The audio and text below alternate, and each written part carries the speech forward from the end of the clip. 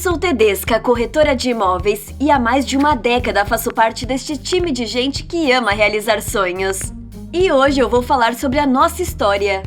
Em 1808, chega a família real portuguesa no Brasil. E com isso houve uma demanda por residências e os empregados do príncipe regente saíram pelas ruas pintando PR, Príncipe Real, nos imóveis que deveriam ser entregues à realeza. Com a revolta dos moradores ganhando corpo, muitos dos portugueses que chegavam se recusavam a receber as casas confiscadas, oferecendo indenização pelos bens. Queriam pagar pelo imóvel. Foi então que surgiu um cidadão para intermediar as negociações. Seu nome era Antônio Armando Mariano de Arantes Costa, o primeiro corretor de imóveis do Brasil. Em 1821, com o crescimento de portugueses chegando ao país, cresceu também a procura por imóveis. Alguns comerciantes passaram a fazer essas intermediações e indicar imóveis. Esses comerciantes eram conhecidos como agentes de negócios imobiliários. Com o passar do tempo, eles foram se profissionalizando. Começaram a fazer anúncios dos imóveis disponíveis. No jornal O Diário do Rio de Janeiro, na publicação de 4 de junho de 1821, temos o primeiro registro de um anúncio de imóvel em jornal.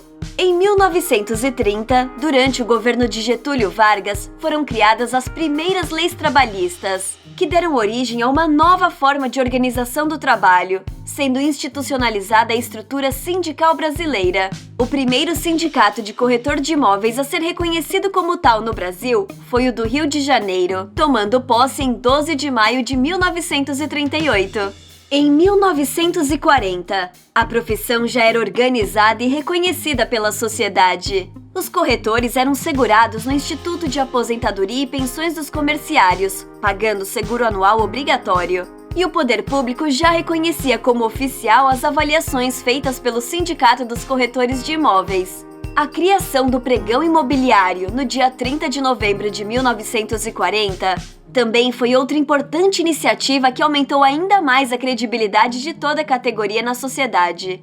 Por intermédio de uma iniciativa da Associação de Corretores de Imóveis do Estado de São Paulo, da Rádio Tupi e do Jornal Diário de São Paulo, os corretores sindicalizados, que também eram anunciantes dos classificados do Diário de São Paulo, poderiam divulgar gratuitamente os textos para o pregão dos negócios imobiliários, transmitido todos os sábados a partir das 16 horas e reproduzido nas edições de domingo do referido jornal. Em função do pregão, o Diário de São Paulo passou a oferecer aos corretores sindicalizados um preço especial em seus anúncios e um desconto de 20%.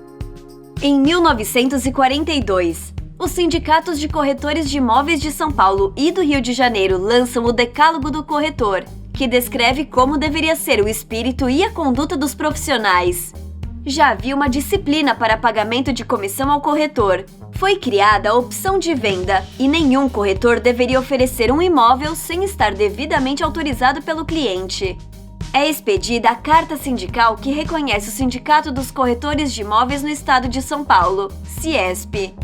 Em uma entrevista concedida ao O Jornal no dia 12 de novembro de 1942 no Rio de Janeiro, Nelson Mendes Caldeira, empresário e fundador da Associação Profissional de Corretores de Imóveis, defendia a necessidade de funcionamento de uma escola de aperfeiçoamento profissional. Em 1950, o corretor de imóveis passou a ser visto como um consultor de família, atuando com o bem mais precioso, que é a casa própria. É de junho deste ano a carta patente reconhecendo o Sindicato das Empresas. Surgiu nos primórdios do sindicalismo patronal e era formado por loteadores, então chamados de terrenistas. A partir de 1965, passaram a ingressar no sindicato os incorporadores e construtores. Em 1957. A partir de 1957, os sindicatos de corretores de imóveis de todo o país passaram a promover medidas no sentido de se estabelecer a regulamentação legal da profissão. Acontece o primeiro Congresso Nacional de Corretores de Imóveis, no auditório da Associação Comercial do Rio de Janeiro. Em 1958, é revogado o artigo 37 do Código Comercial Brasileiro, que incluía as mulheres entre os que não podiam exercer a profissão de corretor de imóveis. Em 1962, O Sindicato dos Corretores de Imóveis do Paraná é oficialmente reconhecido através da Carta Sindical do Ministério do Trabalho. Nascem os Conselhos de Corretores de Imóveis.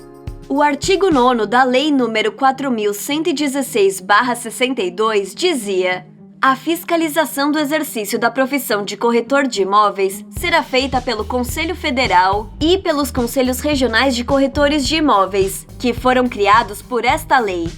Portanto, estava criado em 27 de agosto de 1962 o Conselho Federal e os Conselhos Regionais de Corretores de Imóveis. Em 1978, em 12 de maio de 1978, foi sancionada pelo então presidente Ernesto Geisel a Lei nº 6.530, que deu nova regulamentação à profissão de corretor de imóveis. O Decreto nº 81.871, de 29 de junho de 1978, regulamentou a Lei nº 6.530/78, que disciplinou também o funcionamento dos órgãos responsáveis pela fiscalização do exercício da profissão. E hoje, dia 27 de agosto, é o Dia do Corretor de Imóveis. E nesse dia quero deixar minha homenagem ao corretor de imóveis Renato Cardoso Ramos, in memoriam, que sempre estará em nossos corações. Parabéns a todos estes profissionais que ajudam a concretizar os sonhos de inúmeras famílias. Aproveite e deixe o seu like, compartilhe com os seus amigos e se inscreva no canal TDs que Indica.